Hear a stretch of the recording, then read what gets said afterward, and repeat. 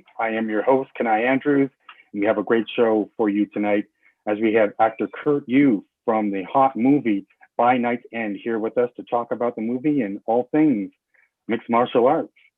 A friendly reminder to please download both the BarnBurner and Zingo TV apps from their respective iOS and Android app stores. The app is free, so please remember to like and rate while you're downloading.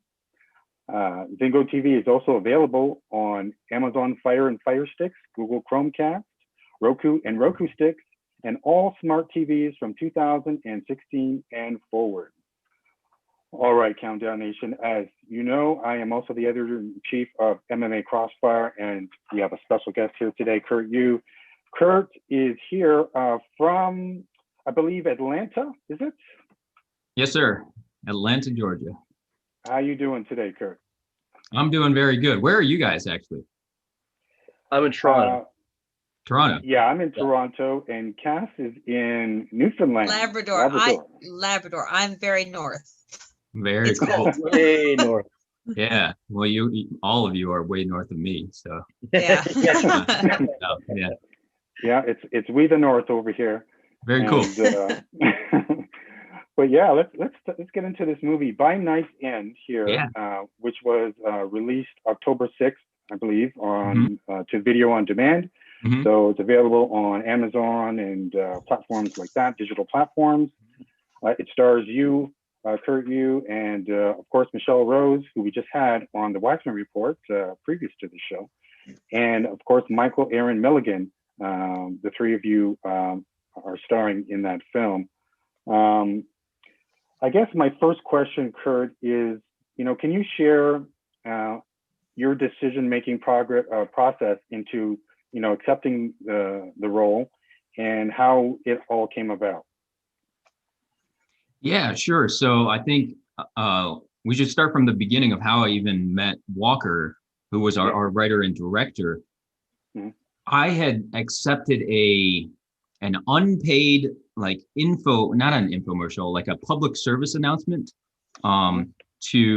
this was back in 2018, and there was a gubernatorial campaign going on here in Georgia, and there was a Get Out the Vote campaign that a bunch of filmmakers wanted to put together because one of the candidates was going to be better for Georgia film, for filmmaking here in Georgia.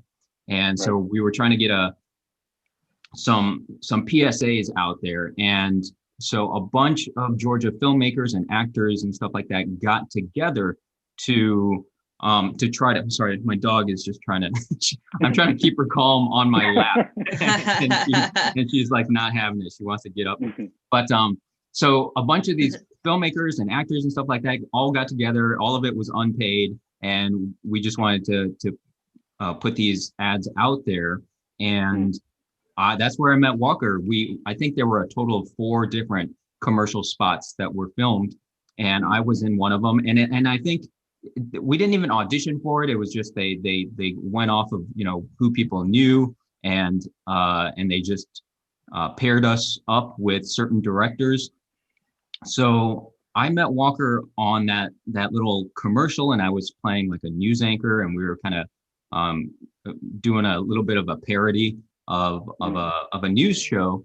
And after that, so that was just a one day. It might have taken like 2 hours to shoot that. I met Walker just briefly that day. We got to chat a little bit. We shot the commercial, and then I was gone. And so the funny thing was, like, a few months later, I got an email from Walker, and then we chatted on the phone about it. And he pitched this idea of a feature film. And I had only known him from doing this funny little commercial spot. So when he said feature film, I was like, okay, I have no idea what it's going to be. And he sent me the script. I'm like, holy, this is way more than what I was expecting. And it was, it was really well written. And and then at that point, because I hadn't even researched any of his stuff prior to us doing the commercial. So at that point, I had looked at, some of the things that he had directed in the past, his short films that he had done. They were very, high quality. I know Michelle had known Walker from a while back from working together before, but I had only known him for a couple months. And yeah, after reading the script, after seeing what he had done in the past, I was on board immediately. And total trust that they were going to be able to do something great with it. And even still, even after trusting him, it's still such a big deal to get a movie not only made and finished, but then get distribution for it, because so many, there's so many independent films being made all the time, every year, and it's very difficult to get distribution. And for us to not even go to any festivals, because that's what a lot of film festivals are. People try to go to film festivals, try to get some awards, or go to one of the bigger festivals like Sundance, where distributors go and attend, and people will try to go to those to get distribution. And this movie, they skipped the whole festival route. They just started pitching it to distributors immediately, and they got it sold. It was a really huge credit to the whole production team that made that happen. Mm-hmm. Fascinating. This film is, you, Michelle, and Michael Aaron Milligan, who plays the bad guy. All three of you are heavily carrying the film. And I have to acknowledge the Cobra Kai fans in attendance here, because there's a lot of them that were asking to ask you, particularly one, a huge Cobra Kai fan, by the way, who goes by the name of Aaron Stevens, who's formerly Damian Sandow in the WWE, who is watching this show. Oh, wow. So Aaron, this is for you. Obviously you were on Cobra Kai there. I watched the Mercy episode again, because I am also a huge fan. Mm-hmm. What suggestions can you give Aaron, because he desperately wants to get on the show? I think he would take a couple of Wanderlei Silva soccer kicks to get on the show. Can you help him out? If he wants to, does he live in Atlanta? I'm not sure where he is. I believe he's somewhere in the United States. It's just very difficult. I get a lot of questions from actors that, whenever there's a new hit show, like when Stranger Things was big, right? Yeah. Everybody wants to be on Stranger Things, whether they were an actor or not. There's somebody, all of a sudden they watch the show and they're like, I want to be on that show. I want to become an actor. And it's a lot of it actually has to do with location, because they're going to cast all the stars from wherever, right? So, William Zabka, Ralph Macchio, it doesn't matter where they live. They're going to bring them into Atlanta to film. But all of the supporting roles, I don't want to say all of them, but like 95% of them are going to be cast locally, because, ultimately show business is business, and it saves them money if they have actors here locally. And Atlanta has grown to such a big market. So many actors have moved to Atlanta, myself included, Michelle included. Many actors that have moved here from Los Angeles, from Hollywood, to come to Atlanta, because so much is being filmed here that they don't really have to look outside of our market anymore when they're looking for supporting actors. So for anyone who does want to be on the show, it's going to be a lot easier if you are local here in Atlanta to get those auditions, because a lot of those casting directors, they'll say, you got to tell us when you audition where you live. And then if they hear that you're out of state, it doesn't eliminate you completely, but you're kind of in that second tier of consideration. Yeah. Okay. Yeah. All right, Aaron. So that one's for you. You know what to do. Come to Atlanta. All right. I'm sure he's making arrangements. He's in this car already, I'm sure. Or trying to. But let's build on that. So you were in Cobra Kai there, but this is a film that you're one of the leads. You're helping to carry the film heavily. Was your approach to this film any different from any of your previous work, or was there more to take into consideration here? Yeah, there was definitely more to take into consideration. First time working as a lead in a feature film. I've done lead roles before in short films that are like maybe 7 or 8 minutes long. And in those cases, we're shooting maybe 2 days or 3 days total. Here, we shot a total of 12 days, which is very ambitious for a feature film. But even still, in those 12 days, we packed a lot into it. And then, like you said, there are only 3 main characters. So it's not like, I don't think I had a single day off. I might have one like maybe half day or 3/4 day, but Right. I was on set every single day. Michelle, I believe, was as well. So there was that kind of mental preparation of this marathon that we're going to be putting ourselves through. So there's that part of it. And then there's also the preparing for a character with a lot more depth. Whereas when we're going onto a show and appearing on one episode or two, a lot of times they're you're just there to kind of help move the story along for the main characters. And that's our role. And it's an important role, but it doesn't take as much preparation necessary from an acting standpoint than when you are the focus of it. So I think that part was new to me, but it was very rewarding, and it was great being able to work with the actors like Michelle and Michael and our director Walker. I mean, it was such a great cast and crew to work with as my first lead role that helped me be able to do, what I was able to do. Absolutely. That was one of my questions too. What it was like working with the cast, and so good. Listening to Michelle on the Wiseman Report, she credited you guys as including Walker, the director, it being a collaborative effort. Everybody bringing something to the table and contributing, through all facets of the film. Whether it's a scene, adding to a scene or modifying a scene or something like that. There was so much that you guys kind of had to figure out on the fly there to keep things rolling. And I'm sure there were a lot of challenges along the way, both in front and behind the camera. Well, since they're not here to defend themselves, I'll say it was all me. They had nothing to do with it. But no, yeah, they were fantastic to work with. And I did, Cassie, I was telling them earlier, I did get to catch some of your interview with Michelle earlier. So I totally agree with her that it was a very collaborative environment. One of the things that helped us out a lot was that I think it was a week or two before we started filming, we went to Walker's house, the house that we were filming in. We went there and we sat down with him for a few hours. We really talked through a lot of it, talked through the entire script, talked through what our backstories were, and that definitely kind of helped put things at ease, because I was definitely nervous going into it of like, this was going to be a much bigger undertaking than I've ever done before. That helped. And then also being able to talk things through on set. We didn't have a lot of time because everything was like, we had to stick to the schedule, but having the opportunity to ask questions, and then also having, that was one of the good things of having it being a small cast, was that Michelle and I were always together, right? So we were always going to be on set together.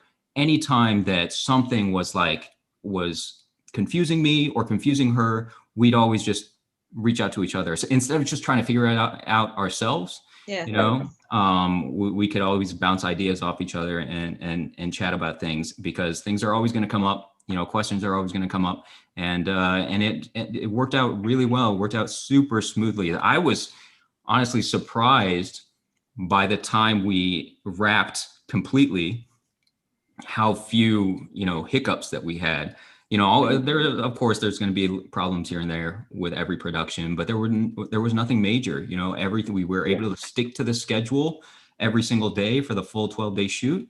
And on the day that we wrapped, everybody was hugging and celebrating, and it was a really fantastic experience all around. Well, something that Michelle had said was about fear, and you just said too, like you were also nervous. Oh yeah, like a big role too.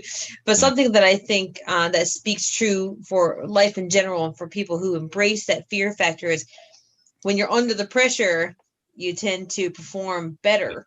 Because there's so much attention to you, and you guys had the attention factor. 12 days, there was only 3 of you with so you guys carried the weight of the film, so it was all on your guys' shoulders, so you had to sink or swim, and your guys' chemistry showed through, which is why the thing really came through, I think. That's a great point. It really was. I mean, I know I felt nervous going into it, but once we got on the set and it was like everybody was running around, everybody was doing their jobs, we couldn't even have time to think about being nervous. It was just Yeah.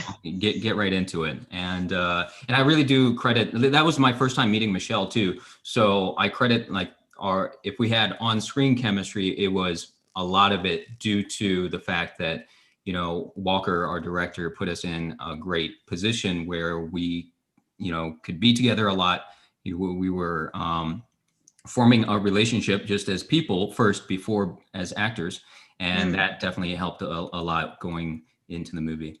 All right. Well, let's get the countdown panel in here. Obviously, Cass is brimming with questions Chopping. here. Cassie is the host of the Wiseman Report here on BarnBurner.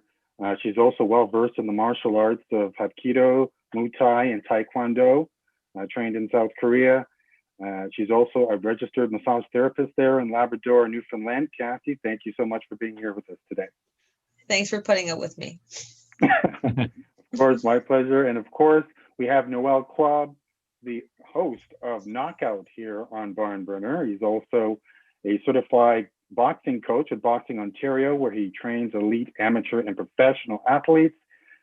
He's also the head coach at Primal MMA, online boxing columnist here at MMA Crossfire, and he joins us here from Toronto, as you mentioned earlier. Noel, thank you so much for being here today. Thank you. And not to mention the host of Club Tracks, eh? Hey, don't forget Club Tracks as well, which is coming on later tonight. Thank you, Noel. Great to meet you guys. Let's bring it right back to Cassie. Cassie, you had a question.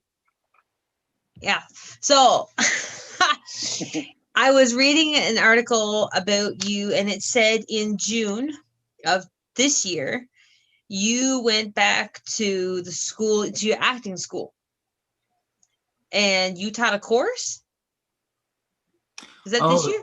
Yeah. So, well, I've been kind of doing it all through the pandemic. A lot of acting schools, just like everybody else, was going to Zoom. There was nothing in person anymore. So my original acting teacher back in Ohio, she started doing Zoom classes, and she asked me if I wanted to teach a class. So I've been doing it kind of on and off. I was doing it once a week, every Friday.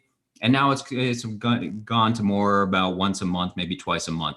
But that's probably what you read about was I started teaching, and it wasn't necessarily it was more of a class about the business side of things. Yeah, the networking and stuff. Yeah, all of that stuff rather than, how to act. I'll leave that to the other teachers back at the school. But I feel like I can definitely shed some light on, what it's like to navigate, the industry rather than just because there's a lot more to it than obviously just the acting part. It's similar to, anything else, similar to sports like MMA. There's a lot more to it than just learning how to fight. If you want to have a career in it, there's the huge business side of it, right? Right. Yeah, absolutely. Yeah. So then if we look at this year, and the lovely curveball that COVID has thrown the world. Sure. How can you take your experience and networking and movies and everything and mesh it up?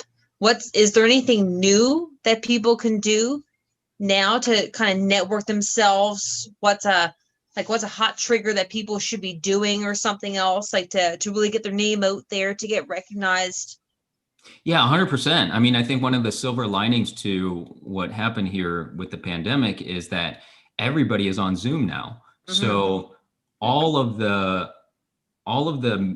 kind of quote unquote famous acting teachers in Hollywood and in New York City, they all have Zoom classes that's available to people all over the world.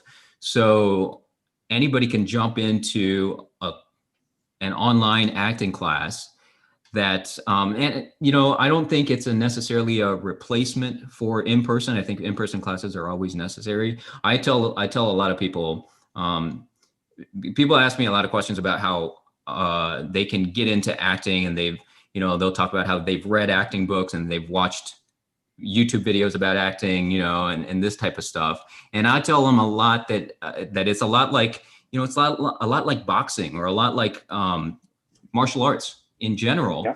in that there's no way you can learn it really by reading a book or by watching a video, because it has to have that other person. There's that conflict that needs to happen, right? You can't learn how to box by just shadow boxing. You have to be able to get hit in the face and know what that feels like, and then be able to counter. Same thing with acting. It's all about human conflict, and you can practice monologues all day, but you have to be able to have that other person and work off of them. And a lot of people define acting is reacting, right? So you have to have something to react off of.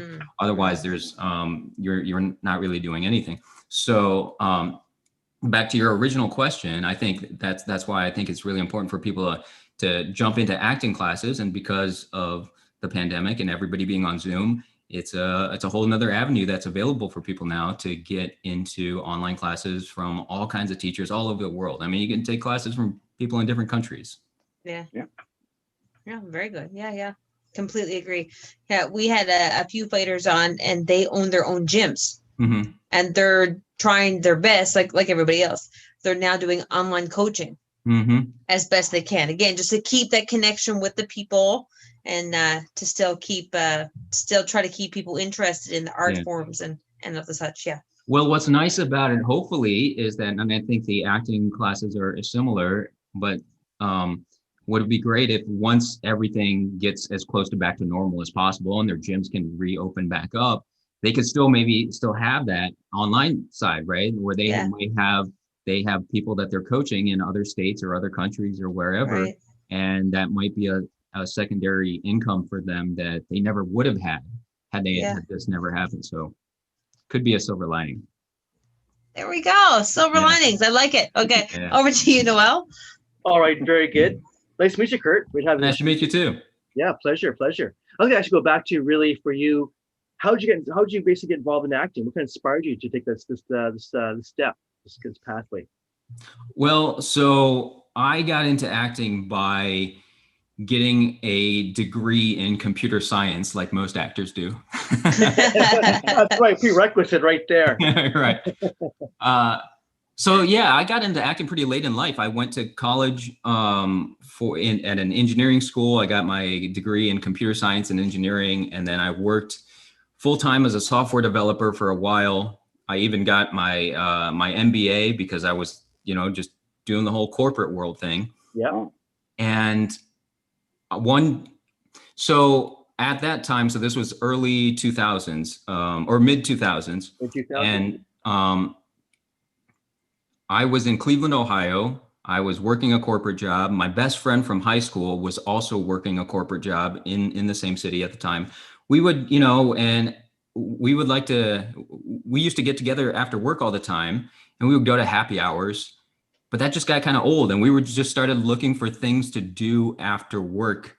And one day we happened to just walk by this acting school in Cleveland, and that looked like something fun to do. So there were definitely no aspirations of becoming an actor. It was strictly looking for something to do that was more exciting than going out and getting some beers. So we hopped into that class. It was really lucky on our part that, sometimes there can just be, acting teachers that are shams. But our teacher the class that we walked into, she used to teach out in Los Angeles. And the reason she moved back to Cleveland, Ohio was because her father was ill. And so it was for family reasons. She went to Ohio. She opened a little acting studio in Ohio. And so we were getting, Hollywood level acting classes, but in a city like Cleveland, which we really lucked out on. So I was taking classes there for almost a year, I think over a year, just strictly for fun. I was not planning on doing anything until one of my classmates asked me if I wanted to look into signing with the agent that she was with. And so before I started taking acting classes, I was so naive to the industry. And I thought that everything that you see on TV, I just assumed was made in Hollywood. Like I would watch this Zoom interview and I would be like, oh, that must be all shot in Hollywood. You know what I mean? So I was just so naive to it and not really thinking that a local commercial would be shot locally. And it took being in a class like that to learn that. And I went into class and I saw the other students saying, oh, I auditioned for this commercial the other day, and I did this or that the other day. And that really opened my eyes to the industry itself. And that's where I just I started, step by step from there. I got my first agent in Ohio. I was still working full time, and I would go to auditions on my lunch break. Oh yeah. And then if I booked something, I would. It was a full-time job, so I could take a PTO day. So I would take a day off from work and go film a commercial or go film a training video for a company or some random thing like that, and did that for a few years before I decided, let me see if I can do more with this, and moved down to Atlanta back in 2016. So I started acting classes in 2008. And 8 years later, in 2016, moved down here to Atlanta. I've been here ever since. No, that's pretty good. Pretty good. Yeah. So what was that moment you realized, like, this is my path. I'm going this way. I'm stepping both feet. I'm doing this. Was there like a moment at all? I don't know if I don't, and I don't even know if right now I think in my head, like, this is my path.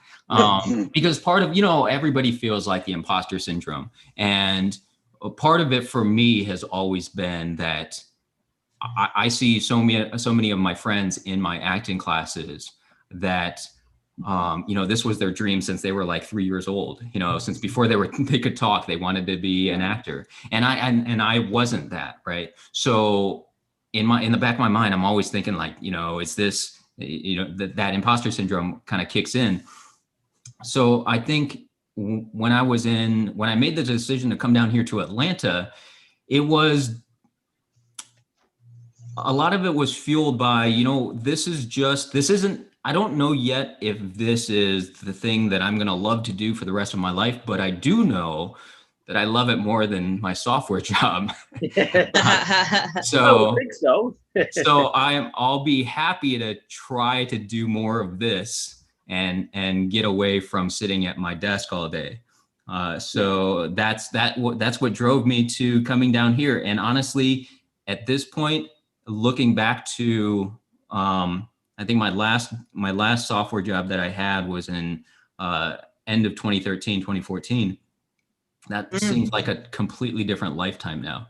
Okay. I couldn't even tell you how to write a line of code at this point.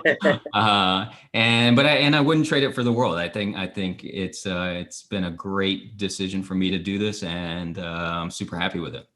I would think so. I mean, to me, like watching what you've been doing with your career here, this to me, what your big turning point is right here and right now for you moving forward. Yeah, 100%.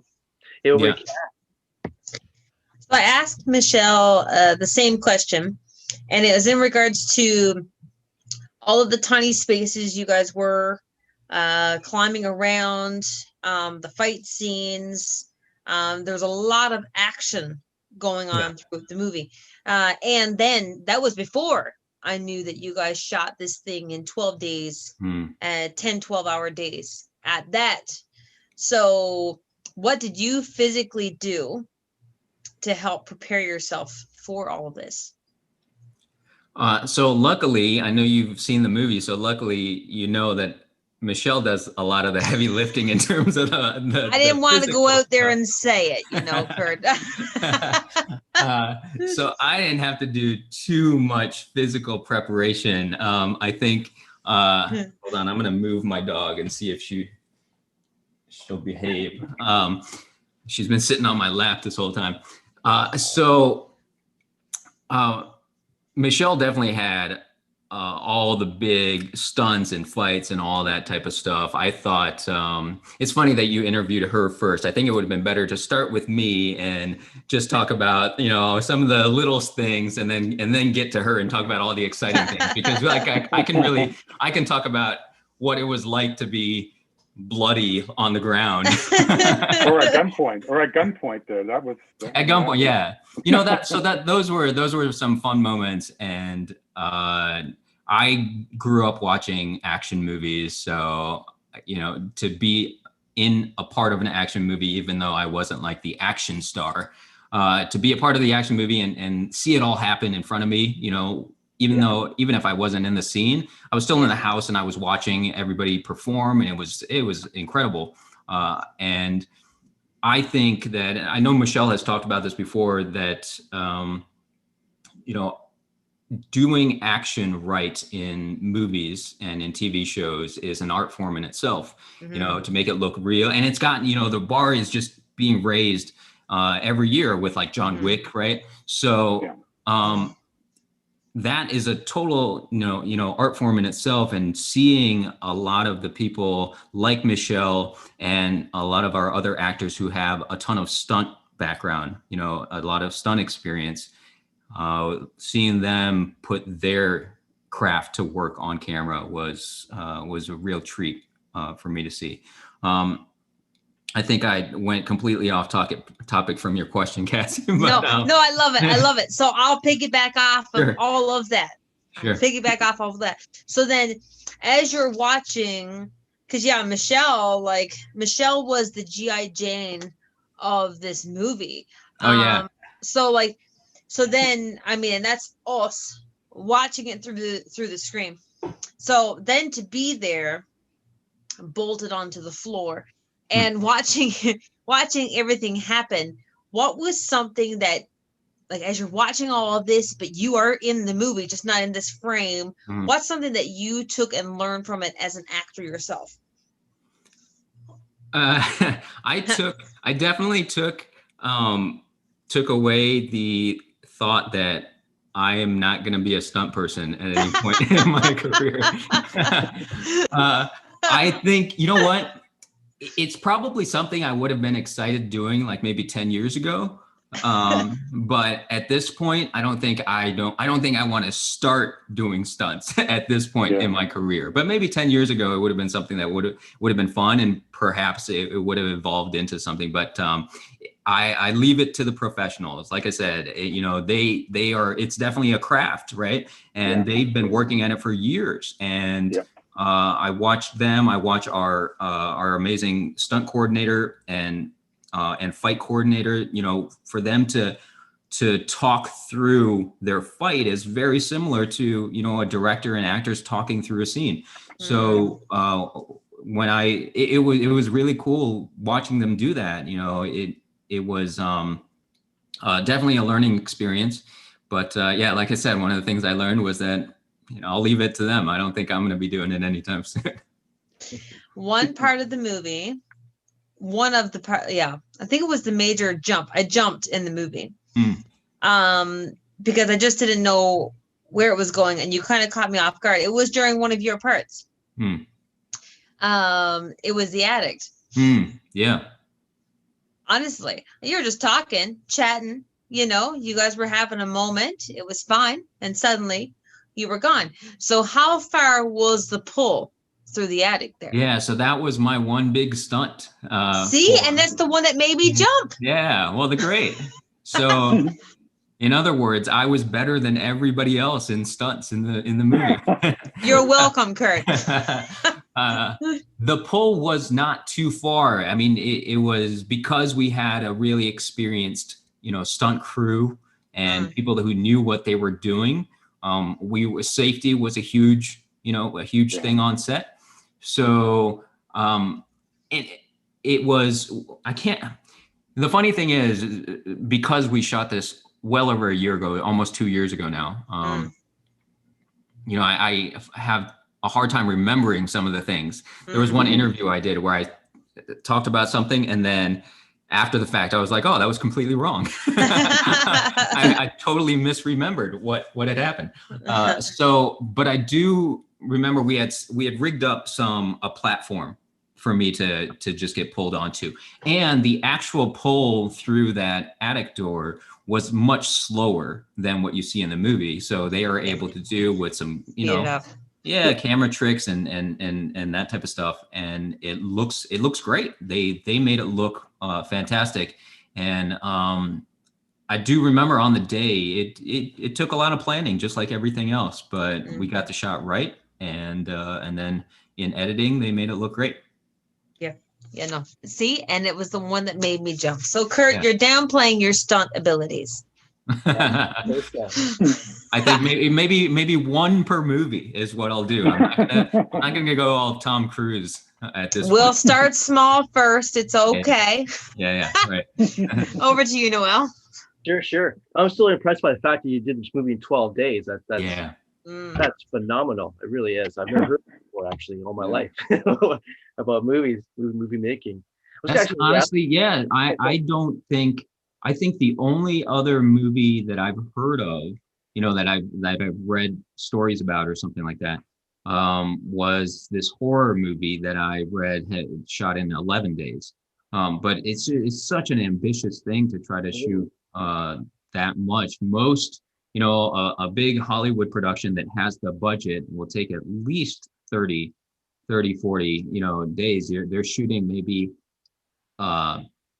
2 pages of script a day, 2 to 3 pages of script a day, which means they're getting about 2 minutes of footage every day that they shoot on average, right? And here we are shooting about 8 pages, 7 or 8 pages a day. So it's very ambitious, but it really speaks to the level of knowledge that the producers and the director and all of them had, because they did so much planning beforehand, so that when it came time to actually do the thing, we could just go. And like I said before, we have very few hiccups. Yeah, obviously. And I say, also, we must be did your takes, 1 or 2 takes, and that was it. You're done. Next scene. Sometimes it was like that, but then sometimes, that was the thing. Walker also didn't compromise, quality. He also wanted to make sure we got everything right. So if certain scenes needed some more time, we would dedicate some more time to it, and then we would figure it out. That happens on every set. Certain things will take more time than you thought, and then you figure it out. You figure out where you can pull some time away later on. Yeah. So how long was your average shoot per day? To do it in 12 days, what's your average shoot per day? I mean, that's, again, I think Michelle said it was like around 10, 12 hours a day, and I'll go with that, because like I said, I can't really remember, but it was going to be at least a 10-hour day, so it's probably somewhere between 10 and 12 every day. Yeah, again, that's phenomenal. Yeah. Let's go back to more of another topic, but within the same realm. Sure. Who are your top 3 actors of all time? Who are your top 3 actors of all time? It's always a tough question. I think one of my favorites more recently has been Allison Janney. During quarantine, I watched all of The West Wing. So I watched her play, one of the iconic roles of her career. And I remember seeing, maybe I was on the 2nd episode of The West Wing, and I thought to myself, wow, Allison Janney's really good in this. I hope she won an Emmy for it. And then I look it up, and she won 7 Emmys. She's won the most Emmys ever for her role on one show. She was so good in that. And I'm trying to think who else. Philip Seymour Hoffman was another huge favorite of mine. Just could do anything. That guy was a chameleon. He could absolutely do anything. And try to think of a third. I'll have to come back to a third actor. Sure. Nothing's coming to mind right now. No problem. Yeah. Well, hey, we're back over to Cass. I'll say one other thing though. One of the reasons why it's tough to think about this is because a lot of people will ask, whether it's in the industry or not, other actors might ask this question, or people outside of the industry will ask this question a lot, is, who's a famous actor that you would love to work with? Who's an actor that you would love to be in a movie with, or a show, or just be on set with? And I've thought about that in the past. quite a bit. But then it took one experience where I was on set on a show with one of my classmates in acting class. And we were both on set the same day. We both got booked for a show. It's called Insatiable on Netflix a couple of years ago. And I remember seeing the call sheet the night before and seeing both our names on there and then getting emotional about that. Because these are people that you see in class, that you see, you know, working their butts off every single week. And to have that experience of, you know, this is what we're working for, and to be able to experience that together is just such a wonderful feeling. And after that experience, anybody asking that question, I'll say, you know, it's who do I really want to work with in movies or shows is no longer like some random famous person that I have never met. Now it's just all the people that I know in our acting community. I think about now, you know, there are some actors that I knew from Cleveland, Ohio. We've come all made the trip down here to Atlanta that I've known for over 10 years, you know, in acting class for over 10 years. And to be, you know, if we could be in something together, those would be the things that really, I think, would impact me. No kidding. Very special too to have that connection. Very much so. Very much big time. Big time. Well, babe, back over to Cass. It's funny because that's where I was going to go with my question there, Kurt. I was going to ask about what happened to your buddy who wandered into the acting school with you, but there we go. You know, he he actually wasn't really interested in acting so much as he was more interested in like the directing side of it. He was a huge movie buff, much more than I was. So he and we actually worked on a lot of short films when we were in Cleveland together. So that he wrote and directed. But he was not really in the acting side of things. Okay. I do have a funny story though. Back to your question about how I got into acting. When I was in Ohio, obviously, like everything was the commercials, local commercials, or like training videos for companies and stuff like that. Maybe once a year, a movie would come into town to shoot. And like, if a movie came into town, we got an audition for a movie, everybody's mind would be blown. You know, it was such a huge deal whenever that happened. So when I first got my agent here in Atlanta, I had come down to Atlanta first. I had met with some agents. I got repped by one agent who basically said, you know, we can't wait for you to come down to Atlanta. In the meantime, there are some auditions where you don't have to go in person. You can record your audition at home. So while you're still in Cleveland and you haven't moved yet, I was planning on moving in a few months. So while you're still in Cleveland, we can start sending you some auditions, right? So I was in Cleveland and I started getting a few auditions here and there. And I got this audition for a lawyer on this new show that I had never heard of. So I recorded my audition and I sent it in and then forgot about it. And then like maybe 2 weeks later, I got a call. I got a call from my agent. Usually it's all through email. So this was a big deal. I got a call and she says, hey, you remember that lawyer audition you did a couple weeks back? They're interested in you. Can you be in North Carolina tonight to shoot tomorrow? And of course I was like, yeah, I can do it. I'll be there. I'll figure it out. But let me know. And then she said, but wait, hold on. They haven't confirmed you yet. They're very interested in you for this role. They haven't confirmed you. So just, you know, stay by the phone. I'll let you know. So I was like, yeah, perfect. I'm going to start looking up plane tickets right away and just be ready. And so that was like at 11 a.m. that day. And the day kind of just progressed on and on and on. And I ended up, long story short, I ended up buying a plane ticket and getting on the plane without a confirmation. Basically, what my agent told me was that, you know, everybody down the line has basically said that you're their choice, but because it was a show on Fox, because it was a studio show, they have to get like final network executive sign off, right? It has to have that final sign off. And usually my agent told me, usually 90% of the time, that's a formality. but I'm not allowed to tell you that you're booked, right? So you do what you will with that information. And I said, well, okay, I'll buy a plane ticket and just go. So I got on the plane. I had to turn my phone off and just sat in that, I forget, it was a 3-hour plane ride or something like that, and just waited. It wasn't until the plane landed, I turned on my phone, got a voicemail, said, you're booked, you'll be shooting tomorrow.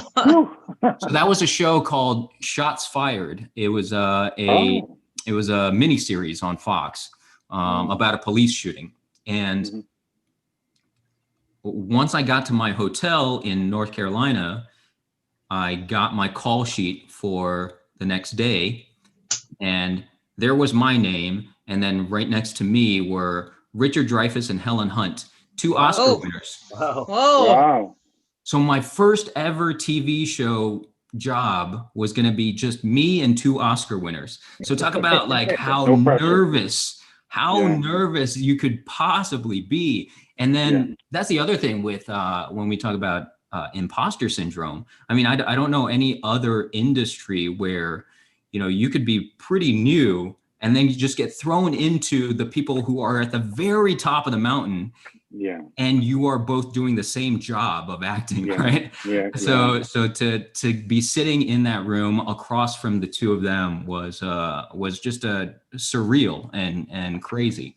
But it's a great story to tell now. But on the day, it's just like shaking with nerves. But how did you deal with those nerves? What was great was that I've told this story before. A lot of times they'll do the way that they typically shoot a scene. So it was the 3 of us in that scene. They'll shoot the master shot, which is a wide shot of everybody. And then they go into coverage, which is the close-ups for each actor.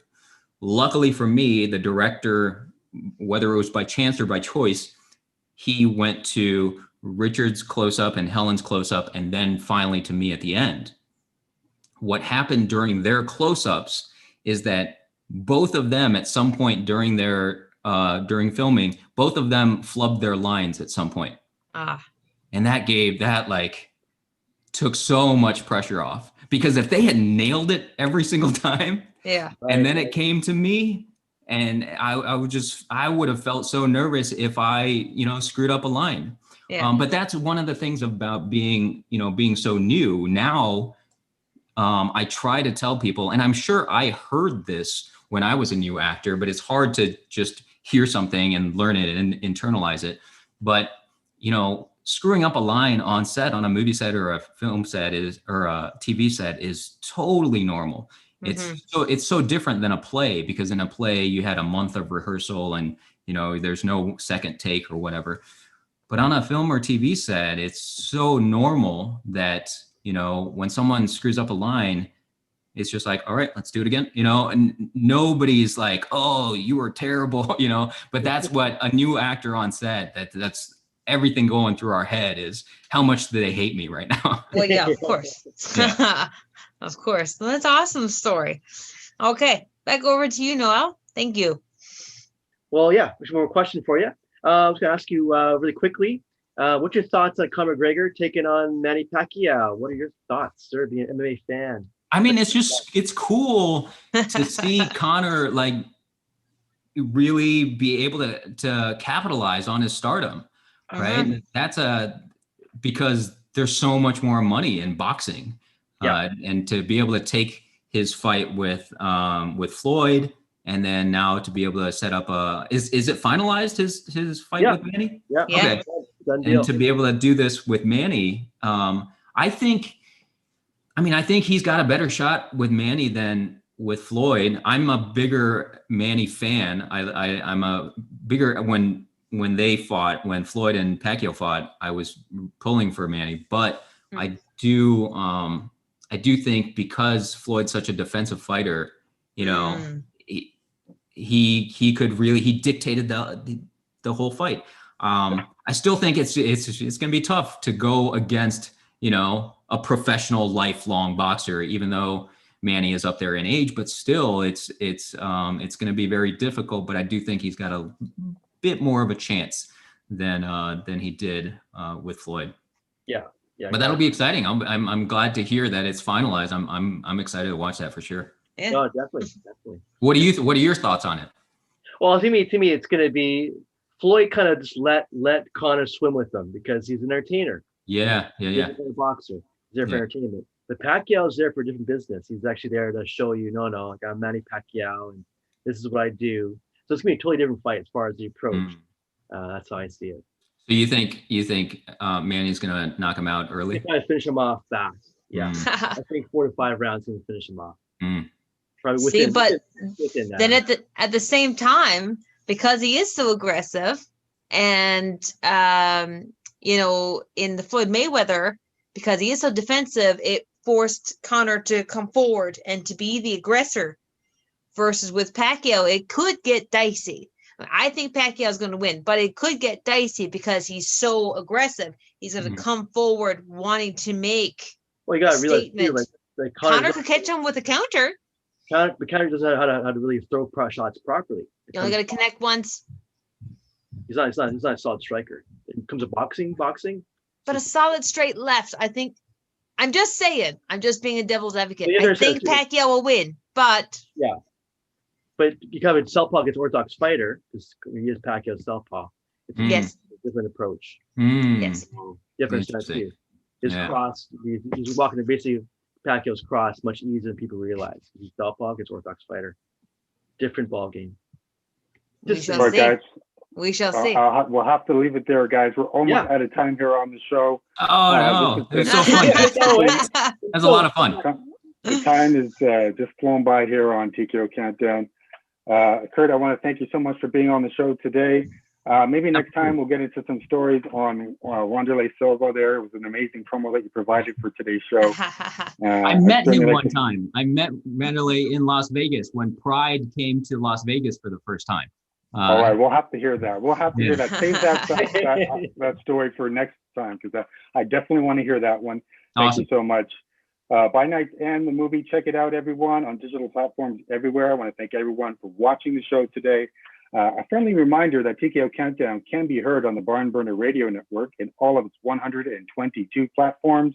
Please check out barnburner.ca for all the news that's late and great in the world of professional sports. BarnBurner, watch it, hear it, read it, download it, live it, and Countdown Nation, we will see you next week with another exciting episode. Take care, everybody. Thanks, Kurt. Bye. Cheers, guys. Cheers.